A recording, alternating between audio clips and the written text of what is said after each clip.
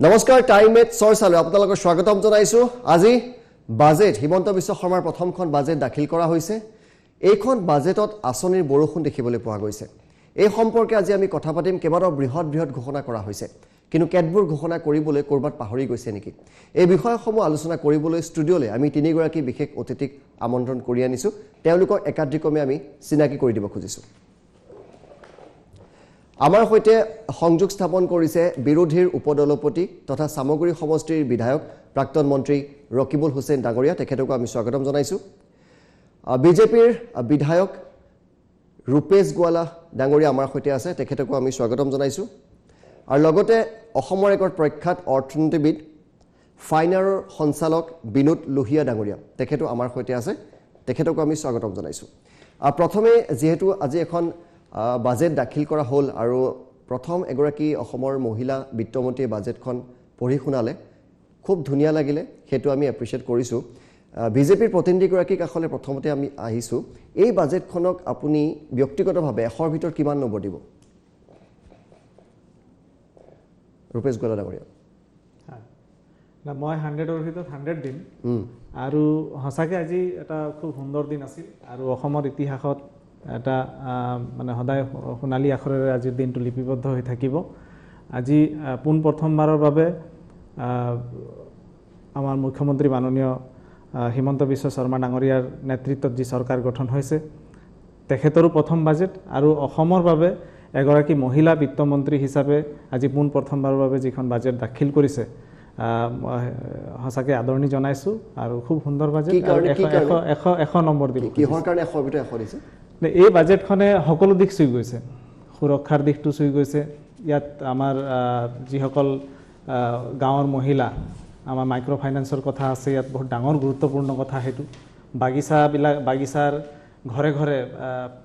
আমাৰ টেপ যোগে পানী যোগানৰ কথা আছে শিক্ষা খণ্ডৰ কথা ইয়াত আছে স্বাস্থ্য খণ্ডৰ কথা ইয়াত আছে গোটেইখিনি কথা সাঙুৰি লৈছে বাজেটখনে আৰু প্ৰথমটো কাৰ্যকালৰ প্ৰথমটো বছৰত আৰু এই প্ৰথমটো বছৰত অকল 8 মাহ আমাৰ হাতত আছে আৰু এই 8 মাহ সময়খিনিৰ বাবে যেটো বাজেট প্ৰস্তুত কৰা হৈছে এই বাজেটটোৱে এটা মেছেজ সকলোৰে সন্মুখত এটা ডাঙৰ মেছেজ দাঙি ধৰিছে যে অহা 5 বছৰত কি গতিত কাম হ'ব তাৰ এটা টেইলাৰ এই বাজেটখনে সম্পূৰ্ণৰূপে দাঙি ধৰিবলৈ সক্ষম হৈছে হয় আমি ৰকিবুল হুছেইন ডাঙৰীয়া কাখলে যাম কিন্তু তাৰ আগতে অসমৰ এক প্ৰখ্যাত অৰ্থনীতিবিদ বিনোদ লোহিয়া ডাঙৰীয়া আছে তেওঁৰ কাখলে আইছো প্ৰথমতে খুব চমুকৈ বিচাৰিছো এই বাজেটখন আপুনি যেটা শুনি আছিল আপোনাৰ মনত কি ভাব আহিছিল মানে বাজেটটো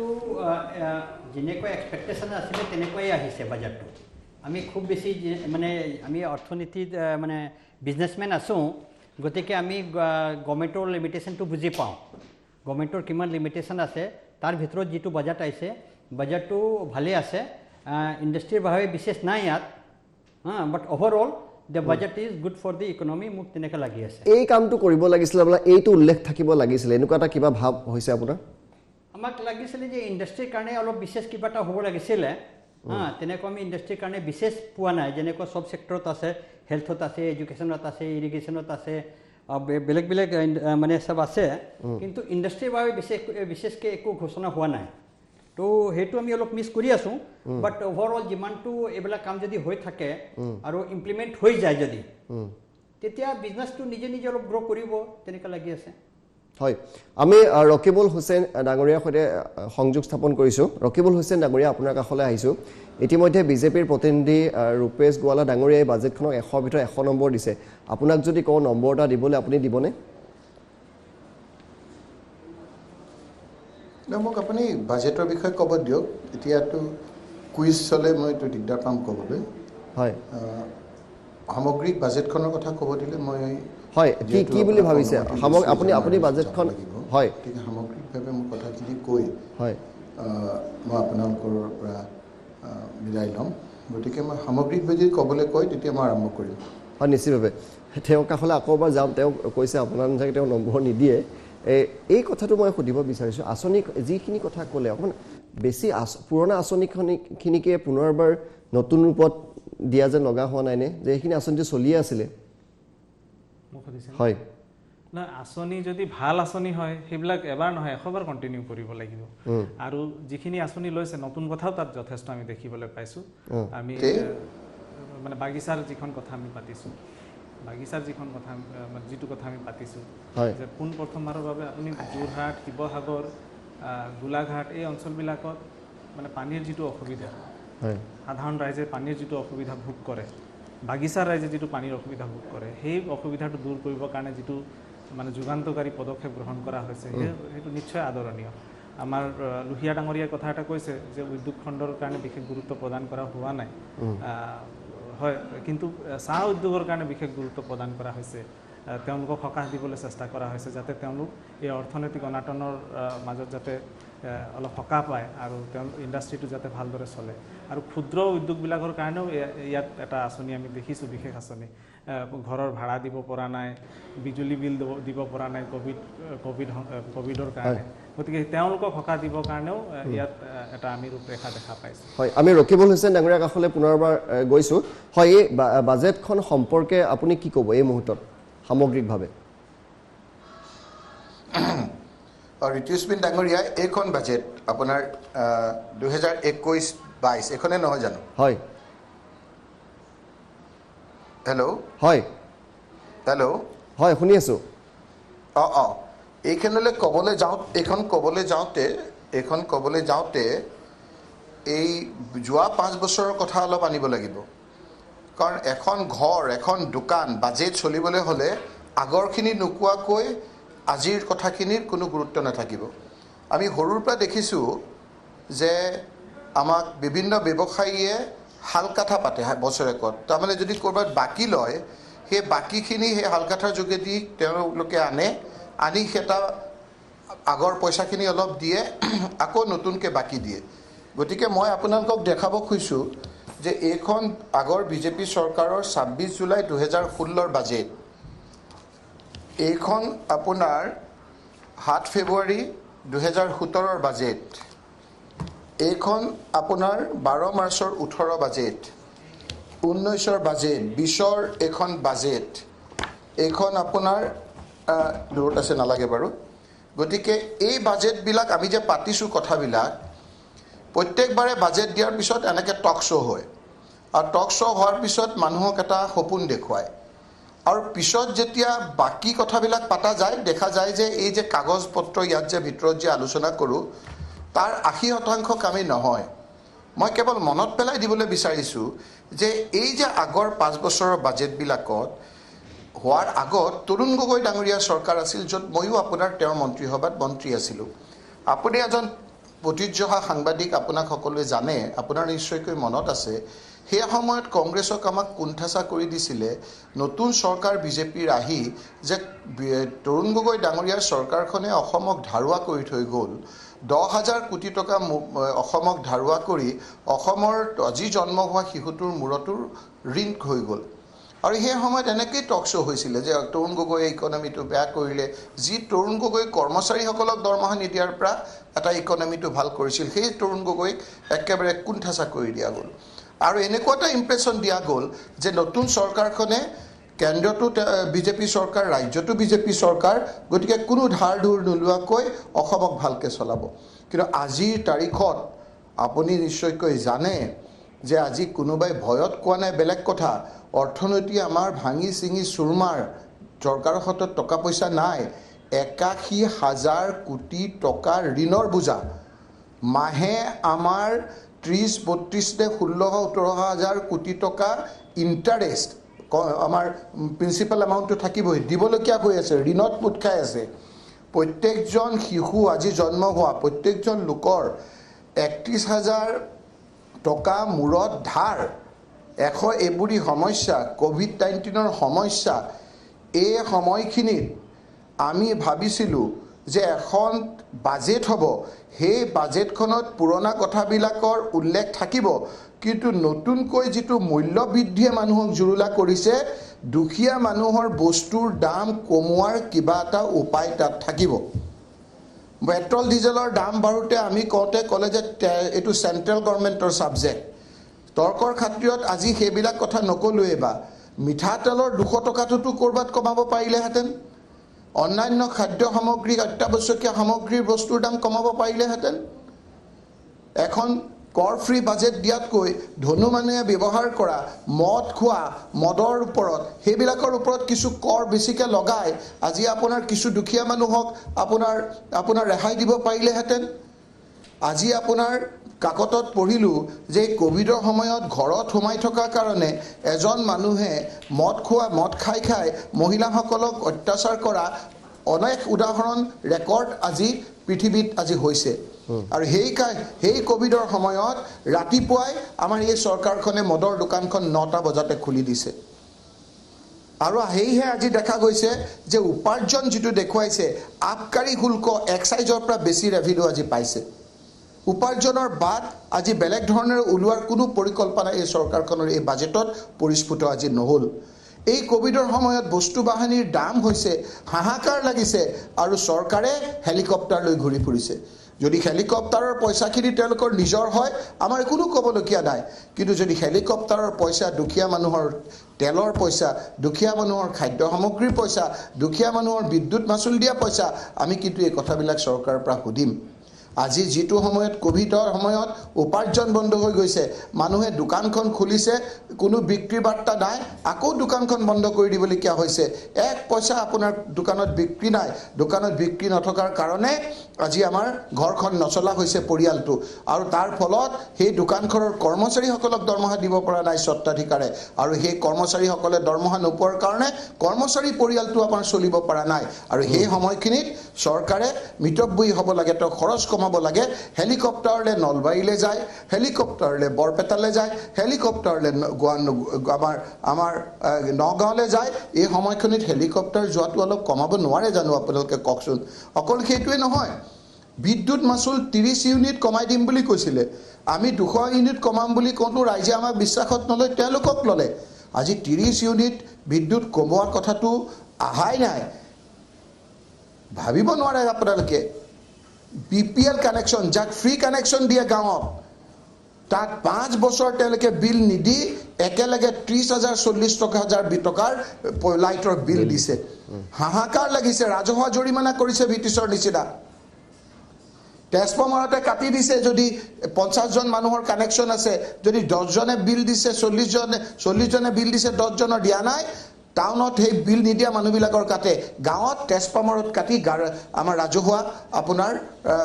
জৰিমনা কৰিছে। এইবোৰী সমস্যাই মানুহক আজি আগুৰি ধৰিছে। এই সময়খিনিত ইণ্টাৰেষ্ট কিমান মাহে দিব লাগিব, সেই পইচাখিনি ক'ৰ পৰা আহিব, তাৰ কোনো দিশ আপোনাৰ নাই। সেইকাৰণে মই আজি কৈছিলোঁ যে এই চৰকাৰখনৰ, মোক কোনোবা এজনে ওলাই আহোঁতে ক'লে যে এই চৰকাৰখনৰ বাজেটবিলাক খালি বক্তৃতা। সেইকাৰণে কৈছে যে ইয়াৰ কোনো তেওঁলোকৰ ইমপ্লিমেণ্ট নাই, এক্সিকিউশ্যন নাই। সেইকাৰণে তেওঁলোকে কৈছে যে আজি টি গাৰ্ডেনৰ মানুহৰ 350 টকা দৈনিক মজুৰি দিম বুলি কৈ নিৰ্বাচনৰ সময়ত 50 টকা দি এতিয়া আকৌ তাৰো আপোনাৰ 12 টকা কমাই 38 টকা কৰিছে। 350 টকা দৈনিক মজুৰি দিয়াৰ কথা তেওঁলোকে কৈছিলে। সেইকাৰণে এই চৰকাৰখনক এতিয়া কৈছে যে বাজেটৰ ওপৰত মানুহৰ আজি ইণ্টাৰেষ্ট নাইকিয়া হৈছে। আগত টুইন টাৱাৰৰ কথা কৈছিল, বিভিন্ন কথা কৈছিল, সেইবিলাক ক'ত? ভেকচিনৰ কাৰণে হাহাকাৰ, এটা সুৰা আপোনাৰ এতিয়া কৈছে যে হোম ডেলিভাৰী হ'ব। এইবিলাক কথা মানুহে আজি বেয়া পাইছে। সেইকাৰণে কৈ আছে চৰকাৰখনক, কথাবিলাক অনীহা আহিছে, নিৰাশা হৈছে, হতাশাত ভুগিছে। আৰু সেইকাৰণে কৈছে স্কুল যেনেকৈ স্কুলৰ ভেঞ্চাৰ, ৰোগৰ কেঞ্চাৰ, চাইকেলৰ পামচাৰ আৰু বিজেপি চৰকাৰৰ লেকচাৰ, এইবিলাকত ৰাইজৰ কোনো ইণ্টাৰেষ্ট নাই, এইবিলাকত কোনো নাই আনচাৰ। সেইকাৰণে এই চৰকাৰখনে আজি যিখন বাজেট দিছে, মানুহৰ কোনো, আপোনালোকে আমি টক শ্ব' কৰিছোঁ, টক শ্ব'ৰ লগত লাগি থকা মানুহকেইটাই অলপ পঢ়ি গুণি আহি অলপ ক'ব, কিন্তু মানুহৰ ইমপ্লিমেণ্ট, মানুহৰ কিন্তু হাহাকাৰ লাগিছে। যিনে নকওক, মানুহ হাহাকাৰ লাগিছে। টকা পইচা চৰকাৰখনৰ বোধহয় নাই। আজি কেন্দ্ৰীয় চৰকাৰে জাষ্ট বস্তুৰ দাম দৈনিক বঢ়াই আছে। পেট্ৰল ডিজেলৰ দাম বহুত দৈনিক বঢ়াই আছে। আজিও আপোনাৰ বস্তুৰ দাম বাঢ়ি গৈছে, কণীৰ দাম বাঢ়িছে, বিভিন্ন খোৱা বস্তুৰ দাম আজি বাঢ়িছে। ইফালে COVID-19ৰ অত্যাচাৰ, এইফালে উপাৰ্জন আজি বন্ধ। আজি 1 লাখ আজি নিবনুৱাক সংস্থাপন দিয়াৰ কথা কৈছে, ভাল, দিব লাগে। কিন্তু এই চৰকাৰখনৰ এই বাজেটতে আছে, তেওঁলোকৰ কমিটমেণ্ট আছিল যে 25 লাখ দিম বুলি। মই কেন্দ্ৰীয় চৰকাৰৰ 2 কোটি বছৰিটো বাদ দিছোঁ। আজি 1 লাখ দিওঁতেই কৈছে যে বা 1 লাখ দিব, খুব ভাল। তেওঁলোকেহে কৈছিল 25 লাখ দিম বুলি। এতিয়া যে 1 লাখ দিছে সেই 25 লাখৰ পৰা যোগ কৰিছে নে মাইনাছ কৰিছে বিয়োগ কৰিছে সেইকাৰণে মই আজি আপোনালোকক কৈছোঁ আপোনালোকে কোৱাৰ কাৰণে কৈছোঁ মানুহৰ কিন্তু আজিৰ দিনটোত আমি কিছু মুষ্টিমেয় মানুহে যোনে এইবিলাক টিভি চিভি চাই আছোঁ এই বাজেটখনৰ বিষয়ে বিলোচনা কৰিছোঁ আৰু উদ্যোগপতিসকলে ক'ত কৰ বাঢ়িছে নাই বঢ়া সেইবিলাক চাইছোঁ মানুহে কিন্তু মাটিত এইবিলাক কথা দেখা নাই মাটিত এইবিলাক আজি এই কথাবিলাকত মানুহে নেদেখাৰ কাৰণে মানুহে এইবিলাক কথাত অনিশা আহিছে ধন্যবাদ হয় হয় ৰকিবুল হুছেইন ডাঙৰীয়া আপোনাৰ পৰা যথেষ্ট সময় নলওঁ মোক অলপ অনুমতি দিব হয় নিশ্চয় নিশ্চয় তেখেত যাবলগীয়া আছে আমি তেখেতক বিদায় দিম আৰু আমি ৰূপেশ দা কাষলৈ আহিছোঁ যথেষ্ট কথা ক'লে ৰকিবুল হুছেইন ডাঙৰীয়া ৰকিবুল হুছেইন ডাঙৰীয়াক আমি অফ স্ক্ৰীন কৰি দিম তেখেত আমাৰ মাজৰ পৰা এই মুহূৰ্তত বিদায় ল'ব তেখেত কোনোবা এফালে যাবলগীয়া আছে যথেষ্ট কথা ক'লে এটা কথা কিন্তু মূল্য বৃদ্ধি কথাটো বাকীখিনি কথা মই এবাৰ এৰাই চলিছোঁ মূল্য বৃদ্ধি কথাটো লৈ কিন্তু সাংঘাতিক ধৰণে ৰাইজৰ মাজত এটা প্ৰতিক্ৰিয়া চলি আছে এই বিষয়টো যথেষ্ট গুৰুত্ব সহকাৰে ল'ব লাগে বাজেটত সেই বিষয়টোত কিন্তু ইমান এটা ৰিফ্লেক্ট নকৰিলে এইটো আপুনি মানেনে কথাটো না সেইটো কথা কোৱাৰ আগত মই এটা কথা নিশ্চয় ক'ম ৰকিবুল হুছেইন ডাঙৰীয়াই কথা এটা ক'লে যে চৰকাৰৰ পইচা নাই আৰু এই সময়ত নলবাৰী যাবলৈ হ'লেও হেলিকপ্টাৰ সেই কথাটোৰ ক্ষেত্ৰত মোৰ এটা কথা ক'ব লগা আছে চৰকাৰ এখন চলাবলৈ হ'লে যদি প্ৰয়োজন হয় জেটো লৈ যাব লাগিব যদি প্ৰয়োজন হয় চাৰ্টাৰো লৈ যাব লাগিব এটা তেওঁ এই কথাটো ক'লে কিন্তু এই কথাটো তেওঁ এপ্ৰিচিয়েট কৰা নাই যে আমাৰ মুখ্যমন্ত্ৰী মহোদয়ে যে 24 ঘণ্টা কাম কৰি আছে গোটেই দিনটো যে তেওঁ কষ্ট কৰে সেই কথাটো তেওঁ এপ্ৰিচিয়েট নকৰিলে এই কথাটো এপ্ৰিচিয়েট কৰিব লাগিছিল এজন কাম কৰা মানুহে গাড়ীও ল'ব লাগিব এজন কাম কৰা মানুহে চাৰ্টাৰ ফ্লাইটো ল'ব লাগিব এজন কাম কৰা মানুহে হেলিকপ্টাৰো ল'ব লাগিব যাতে তেওঁ এদিনতে বেছিক যিমান বেছি পাৰে তেওঁ কাম কৰিব পাৰে যিমান বেছি পাৰে তেওঁ যাতে সাৰ্ভিস দিব পাৰে সেই কথাটো ওপৰতে গুৰুত্ব দি মানে তেওঁ সেই কথাটোহে ফোকাস কৰিব লাগিছিল কি লৈ গৈছে হেতু ইম্পৰ্টেন্ট নহয় লৈ গৈ প্লাই কিমান কাম কৰিছে হেতুহে ইম্পৰ্টেন্ট আৰু মানে লেকচাৰৰ কথা কৈছে বিজেপিয়ে লেকচাৰ দিছে নে কি কৰিছে 5 বছৰত চালুতো আজি কৃষকে হোক মানে শ্ৰমিকে হোক MSME সেক্টৰ মানে ব্যৱসায় কৰা মানুহে হোক সকলোৱে আজি দেখিছে যে অসমৰ উন্নতি ভাৰতবৰ্ষ কোনটো দিশত আগবাঢ়ি গৈছে এটো সকলোৱে দেখিছে আৰু তেওঁলোকৰ বাজেট বিলাক কেনেকুৱা আছিল তেন্তে তেওঁলোকৰ বাজেট বিলাকটো তেওঁ 2000 তেওঁলোক মানে এটা সময়ত আপোনাৰ দলটোৱে যিয়ে নহওক আকাৰ দল আছিল হেতুটো এটা সময়ত মাননীয় মুখ্যমন্ত্ৰী মহোদয়ৰ দল আছিল কিন্তু তেওঁ বাজেট কিছুমান দেখুৱালে আমাক 16 চনৰ বাজেট দেখুৱালে 2016 চনৰ বাজেট দেখুৱালে তাৰ আগৰ বাজেট বিলাকো দেখাব লাগিছিল 15 চনৰ বাজেটটো দেখাব লাগিছিল 14 চনৰ বাজেটটো দেখাব লাগিছিল 13 চনৰ বাজেটটো দেখাব লাগিছিল তাৰ পিছতহে আমি কথা পাতিলো হেতেন কিন্তু মই তেওঁ সমালোচনা কৰিব খোজা নাই কিন্তু এটা কথা ঠিক যে এই বাজেটখনে অহা 5 বছৰত অসম চৰকাৰে কেনে ধৰণৰ কাম কৰিব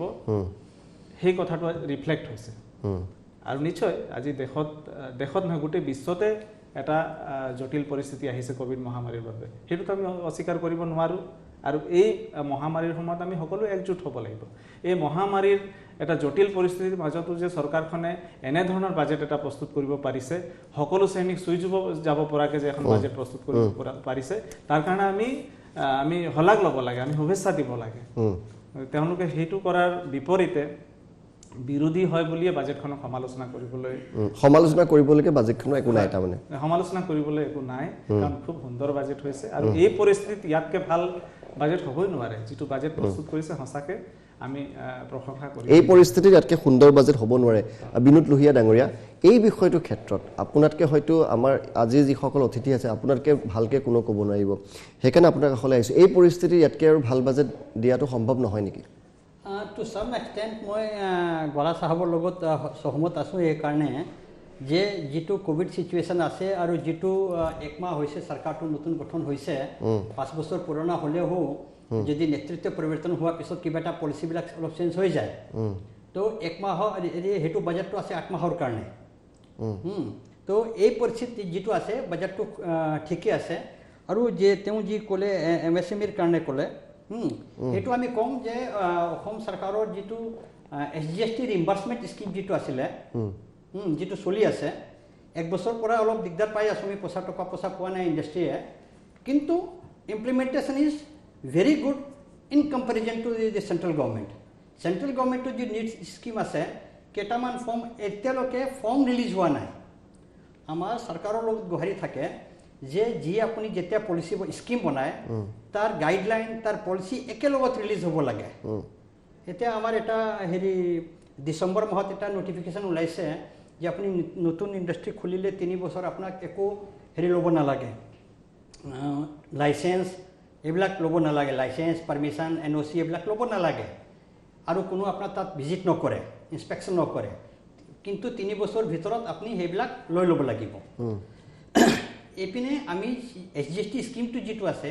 তাৰ ইচি যদি আমি এপ্লাই কৰোঁ সেইটো টাইম আমাৰ 12 মাহ আছে আজি ডেটত এইটো কনফিউজন আছে যে সেইখন যদি মই ইণ্ডাষ্ট্ৰি আজি আৰম্ভ কৰোঁ আমাৰতো একো পাৰ্মিশ্যন নলোৱাকৈ আমি যদি আৰম্ভ কৰি দিওঁ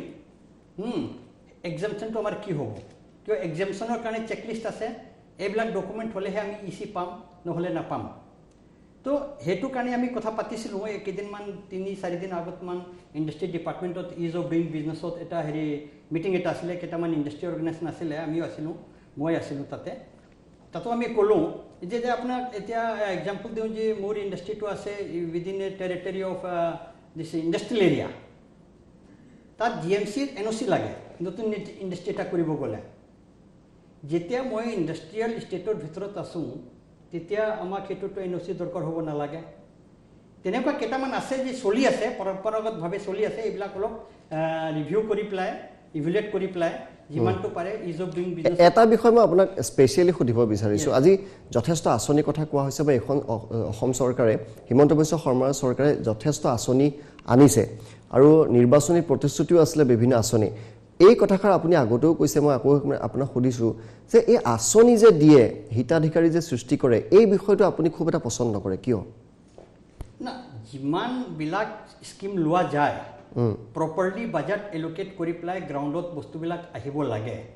তাৰপিছত আমি কণ্টিনজেঞ্চিটো অলপ প্ৰেডিক্ট কৰিব লাগে যে আমি কিবা এটা আমি সৰু বেপাৰ এটা কৰোঁ তাতো আমি কণ্টিনজেঞ্চি অলপ ধৰোঁ যিহেতু পইচাটো মাৰা যাব পাৰে সেইখনটো কেতিয়াবা ৰ মেটেৰিয়েল আমি নাপাব পাৰোঁ কেতিয়াবাতো আমি কণ্টিনজেঞ্চিটো অলপ ফ'কাছ নকৰোঁ আমাৰ স্কিমবিলাকত যদি কণ্টিনজেঞ্চি আহি যায় কণ্টিনজেঞ্চি অলপ ফ'কাছ হ'ব লাগে তেতিয়া স্কিমবিলাক ফেইল নহয় আৰু স্কিমৰ লগত গাইডলাইন বাজেট এই গোটেইখিনি বস্তু সিংক্ৰনাইজ হ'ব লাগে কৰ্ম সংস্কৃতিত হেম্পাৰ কৰে নেকি বেছি আঁচনিয়ে একদম কৰে কেনেকৈ মই সেইটো মোৰ ব্যক্তিগত মতামত আছে মই ফাইনৰ হিচাপত সেইটো কোৱা নাই মোৰ ব্যক্তিগত মত আছে সেইটো যে আপুনি স্বাভাৱিকমান যদি কমি যায় খুজি খুজি যদি মই খাব পাৰোঁ যদি মই চলিব পাৰোঁ মোৰ আত্মসন্মানটো কমি যায় আৰু সেইটো কমাৰ পিছত কৰ্ম সংস্কৃতিটো হ্ৰাস হ'বই তাত কোনো আৰু মানে ছেকেণ্ড অপিনিয়ন হ'ব নোৱাৰে তো গতিকে আমাক স্বাভিমান লাগে আমাক কৰ্ম সংস্কৃতি লাগে বাহিৰৰ মানুহ আমি কওঁ যে বাহিৰৰ মানুহ বহুত অসমত সোমাই আহে কিয় সোমাই আহে এইকাৰণে সোমাই আহে যে আমাৰ ইয়াত কৰ্ম সংস্কৃতিটো অলপ কমজোৰ আছে আৰু আমি খুব ইম'চনেল আছোঁ আৰু এটা কথা কওঁ মই we are emotional ৰাদাৰ I can চে উই আৰ টু ইম'চনেল আমি অলপ সোনকালে বেয়া পাই যাওঁ তো গতিকে আমাৰ কৰ্ম সংস্কৃতিটো ভাল হ'ব লাগে আৰু আমি অসমটো ওপৰত লৈ যোৱাটো আমাৰ দায়িত্ব আছে বাহিৰৰ মানুহৰ দায়িত্ব নহয় এইটো তো গতিকে আমি খুব ভালকৈ যদি কাম কৰোঁ দেৰ ইজ ন' ৰিজন আমাৰ স্কিল লেভেলটো it is better than national level national level যিটো স্কিল মানে হেৰি আছে তাতকৈ আমাৰ স্কিলটো অলপ তাতকৈ বেটাৰ আছে তো গতিকে আমি আৰু এতিয়া অলপ চাই আছোঁ যে বস্তুবিলাক চেঞ্জ হৈ আছে তো আই এম অপটিমিষ্টিক যে মানে ভৱিষ্যত সেইবিলাক হৈ যাব বুলি ৰূপেশ গোৱালা ডাঙৰীয়া আছে আজি বাজেটখনৰ যদি সোধা হয় যে প্ৰথম 5টা এই 5টা কাম খুব ভাল পাইছে আপুনি ব্যক্তিগতভাৱে নিখন্দে প্ৰথম কথা মই ক'ব খুজিম মাইক্ৰ' ফাইনেন্স আমি সকলোৱে ভাল পাইছোঁ মাইক্ৰ' ফাইনেন্সৰ যোগেদি আমাৰ গাঁৱৰ মহিলাসকলক যি সকাহ দিবলৈ চেষ্টা কৰা হৈছে সেইটো সঁচাকৈ বৰ আদৰণীয় আৰু যিসকলে লোন লয় তেওঁলোকে বুজি পায় যে সেই লোনৰ যেতিয়া EMI দিয়া সময় আহে কিমান কষ্ট হয় মানে সাধাৰণ মানে দুখীয়া ৰাইজৰ কাৰণে গতিকে ময়ো লোন লৈছিলোঁ মানে মোৰ লোনটো অকণমান ডাঙৰ আছিল কিন্তু যেতিয়া মানে EMI দিবলৈ সময় আহে মোৰো কেতিয়াবা দিগদাৰ হৈ যায় তো তেনেকুৱা ক্ষেত্ৰত মানে সাধাৰণ দুখীয়া ৰাইজৰ কাৰণে কিমান অসুবিধাৰ সৃষ্টি হৈ আছিল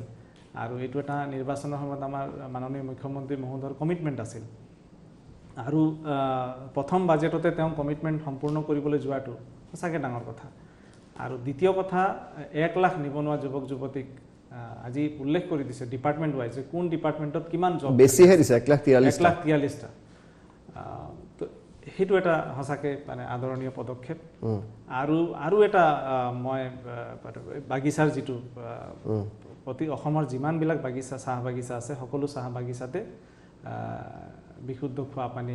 বিশুদ্ধ পানী যোগানৰ যিটো ব্যৱস্থা লোৱা হৈছে সঁচাকৈ সেইটো এটা আদৰণীয় পদক্ষেপ আৰু এটা আদৰণীয় পদক্ষেপ হ'ল আমাৰ সেই কথাটো কোনেও হেৰি কৰা নাই 5টা মেডিকেল কলেজৰ কথাটো আছে কিন্তু আৰু এটা ইম্পৰ্টেণ্ট কথা হ'ল আমাৰ যি ছ'চিয়েল ৱেলফেয়াৰ ডিপাৰ্টমেণ্টৰ আংগনবাড়ী কেন্দ্ৰসমূহৰ কথা কোৱা হৈছে 1000খন আংগনবাড়ী কেন্দ্ৰক মানে মডাৰ্ণাইজ কৰিব মডেল আংগনবাড়ী চেণ্টাৰ হিচাপে গঢ় দিব গতিকে এইটো এটা মানে বুনিয়াদী বেছিক বস্তু বুলি মই ভাবোঁ আৰু এই পদক্ষেপবিলাকে নিশ্চয় ভৱিষ্যত দিনবিলাকত এটা সুদূৰ প্ৰসাৰী প্ৰভাৱ পেলাব আৰু ঠিক তেনেকৈ চাহ উদ্যোগক সকাহ দিবলৈ চেষ্টা কৰা হৈছে আপোনালোকে এটা কথা মই বাৰে বাৰে চাহৰ কথা কৈ আছোঁ কিন্তু এটা কথা আমি স্বীকাৰ কৰিবই লাগিব যে অসমৰ অৰ্থনীতিৰ মেৰুদণ্ডডালেই হ'ল চাহ উদ্যোগত কিমান মানুহে চাকৰি কৰে কিমান মানুহক জীৱিকা দিছে সেইটোতো আছে কিন্তু অসমৰ বেছিভাগ জিলাই চাহৰ ওপৰত নিৰ্ভৰ কৰি জিলাসমূহৰ চহৰবিলাক চলি আছে গতিকে অসমৰ অৰ্থনীতিত চাহ উদ্যোগে বহুত ডাঙৰ প্ৰভাৱ পেলায় আৰু এই উদ্যোগখনক সকাহ দিবলৈ যিটো চেষ্টা কৰা হৈছে বাজেটৰ যোগেদি সেইটো এটা গুৰুত্বপূৰ্ণ দিশ আৰু তেনেকুৱা দিশ বহুত আছে আমাৰ 10টা মানে কমাণ্ডো বেটেলিয়ান গঠন কৰাৰ যিটো মানে উল্লেখনীয় পদক্ষেপ বিশেষকৈ সেই কমাণ্ডো বেটেলিয়ানবিলাকক বৰ্ডাৰ এৰিয়াবিলাকত হেৰি মানে আৰু খুব আধুনিক হ'ব হয় খুব আধুনিক হ'ব গতিকে এই পদক্ষেপবিলাক ভৱিষ্যত দিনবিলাকত ডাঙৰ পদক্ষেপ হ'ব আৰু এটা গুৰুত্বপূৰ্ণ পদক্ষেপ মানে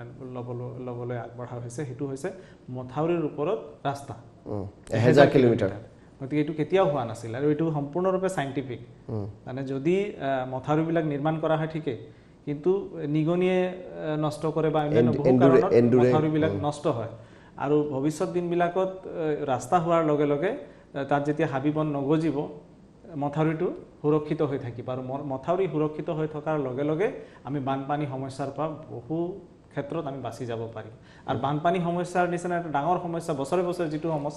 সমস্যাই অসমক জুৰুলা কৰে তেনে এটা সমস্যাৰ পৰা যদি আমি বাচি যাব পাৰোঁ তেন্তে অৰ্থনীতিত এইটো ডাঙৰ প্ৰভাৱ ভৱিষ্যত দিনবিলাকত পৰিবই গতিকে এই বহুত গুৰুত্বপূৰ্ণ দিশ ইয়াত আছে যি দিশবিলাক কোনোদিনেই হয়তো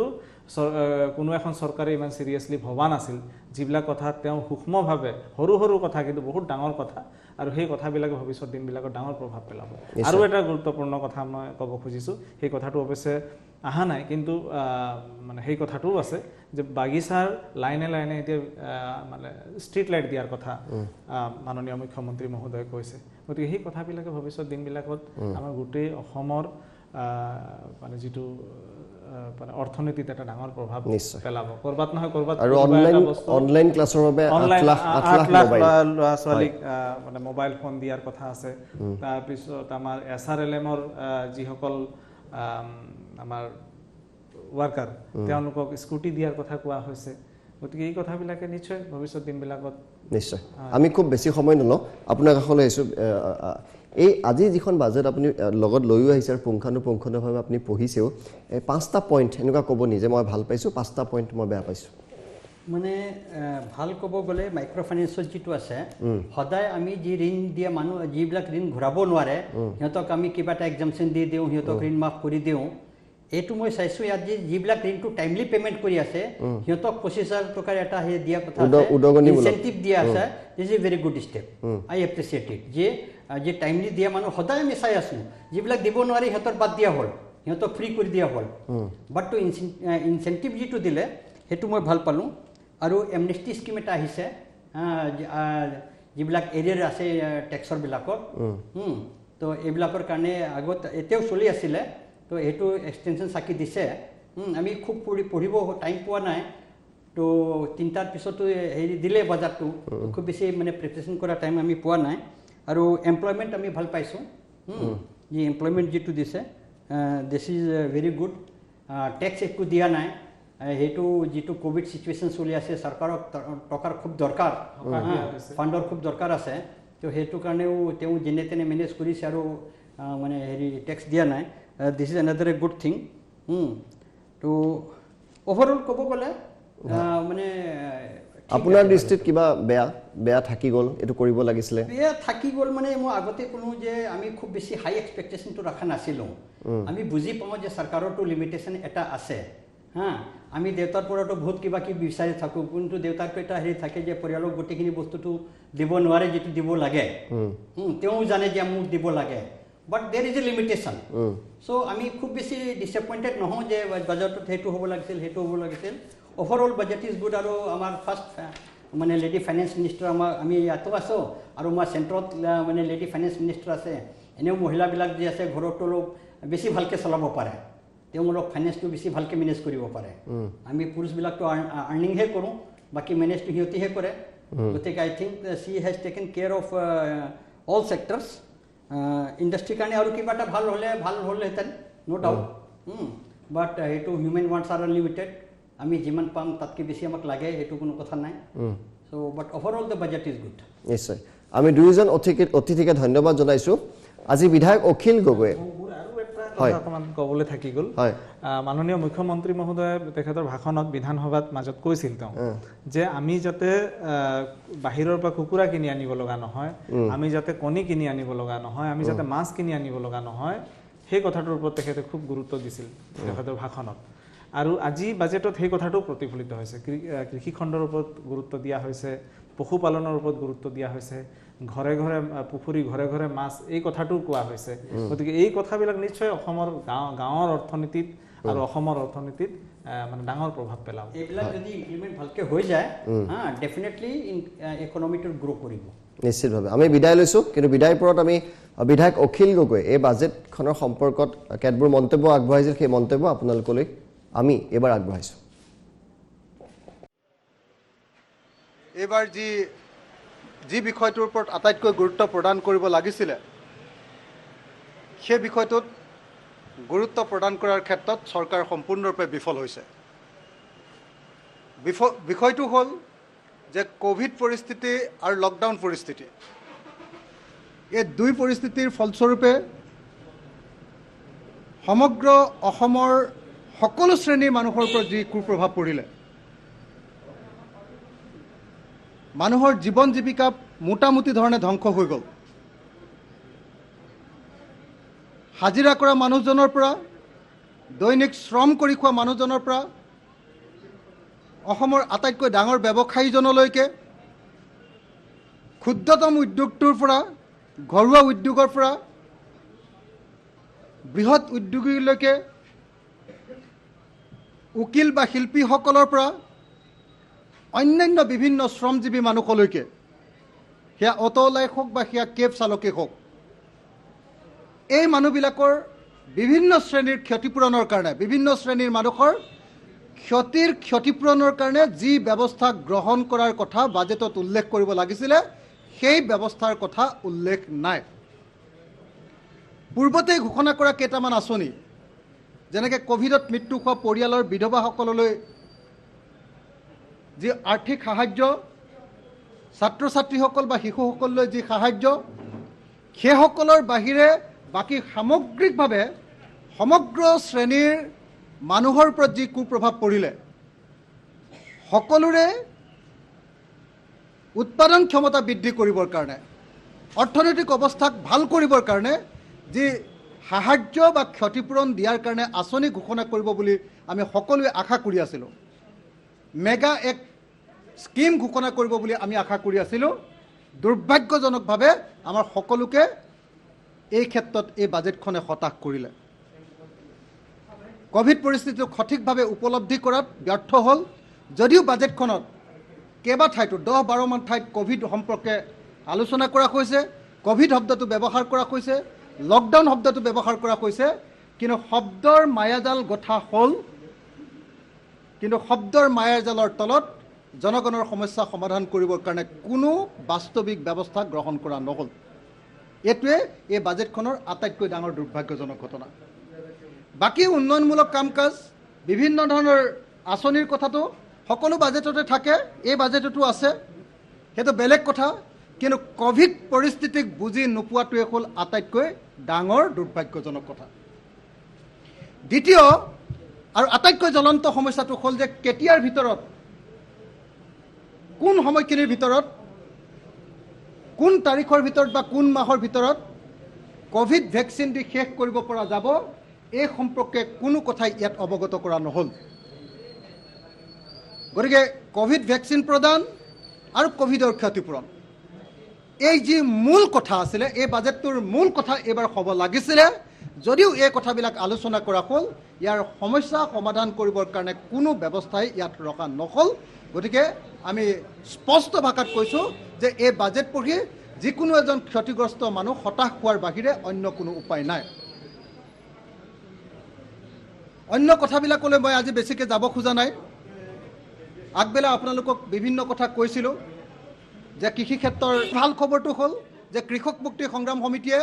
দীৰ্ঘদিন ধৰি গুৱাহাটীৰ পাহাৰ অঞ্চলৰ মানুহৰ মাটিৰ পট্টাৰ কাৰণে যি কথা কৈ আহিছিলে আৰু বনাঞ্চলত থকা জনজাতি লোকসকলৰ আৰু থলুৱা মানুহবিলাকক ভূমিৰ অধিকাৰৰ কথা কৈ আহিছিলে, সেই কথাটো বাজেটত উল্লেখ আছে। আৰু বাজেটত সেই কথাটো উল্লেখ কৰাৰ সময়তে অসমৰ মুখ্যমন্ত্ৰীয়ে থিয় হৈ, হিমন্ত বিশ্ব শৰ্মা ডাঙৰীয়াই থিয় হৈ গুৱাহাটীৰ মানুহক উচ্ছেদ নহয় পাহাৰত পট্টা দিম বুলি যি ঘোষণা দিলে, তাৰ কাৰণে মই আদৰণি জনাইছোঁ। আৰু আজি প্ৰথমবাৰ বিধায়ক হৈ আৰু প্ৰথমখন বাজেট অধিৱেশনত উপস্থিত থাকে মোৰ সন্মুখত মুখ্যমন্ত্ৰী মহোদয়ে